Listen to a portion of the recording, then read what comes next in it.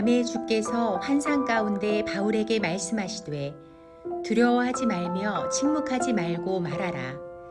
내가 너와 함께 있음에 어떤 사람도 너를 대적하여 해롭게 할 자가 없을 것이니 이는 이 성 중에 내 백성이 많음이라 하시더라. 저는 이제 막 돌이 지난 딸을 키우고 있습니다. 처음으로 자식을 키우다 보니 제 딸의 행동 하나하나가 신기하고 흥미롭습니다. 처음엔 누워만 있다가 어느 순간 뒤집고 어느 순간 기어다니다가 이제는 걸으려고 합니다. 하루가 다르게 나날이 성장하고 있는 제 딸인데 제 딸아이가 노는 것을 보면서 느끼는 바가 있더라고요. 책이나 장난감을 열심히 가지고 놀아요. 그러다가 한 번씩 뒤를 살펴봅니다. 엄마나 아빠가 그 자리에 있는지 보는 겁니다. 근데 엄마 아빠가 자리에 있으면 고개를 다시 돌려서 원래대로 놀고, 만약 자리에 없으면 주변을 돌아보면서 부모님을 찾습니다. 둘러봐도 계속 안 보이면 그때부터 울려고 하죠. 불안한 겁니다. 우리도 마찬가지입니다. 나의 등 뒤에 하나님이 계시다는 확신이 있고 없고에 따라 우리 삶의 태도가 확연히 달라집니다. 말씀을 통해 살펴보겠습니다. 사도행전을 묵상하면 사도 바울이 안타깝게 느껴집니다. 뭐 하나 쉽게 되는 게 없기 때문이죠.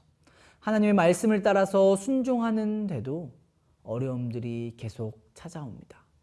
이번 주 묵상한 말씀 내내 바울을 괴롭히는 사람들이 등장합니다. 이제는 모를 수가 없겠죠? 바로 유대인들입니다. 그들 때문에 바울은 신체적으로, 정신적으로 수모와 고통을 겪습니다. 유대인들이 왜 바울을 못 살게 해구는 거라고 했죠? 바울이 예수 그리스도를 전하기 때문입니다. 바울을 계속 추적합니다. 빌립보에서도, 데살로니가에서도, 베레아에서도, 이제는 고린도에서도 바울을 그냥 내버려 두지 않습니다. 그때 하나님께서 바울에게 나타나셔서 이렇게 말씀하십니다. 우리 9절, 10절을 함께 읽어볼까요? 밤에 주께서 환상 가운데 바울에게 말씀하시되 두려워하지 말며 침묵하지 말고 말하라. 내가 너와 함께 있음에 어떤 사람도 너를 대적하여 해롭게 할 자가 없을 것이니 이는 이 성 중에 내 백성이 많음이라 하시더라. 하나님으로부터 직접 이 말씀을 듣는다면 어떨까요? 원망과 불평, 걱정과 두려움 속에서 우리가 이 말씀을 듣는다면 어떨까요? 저는 이 한 단어로 표현하고 있습니다. 든든하다.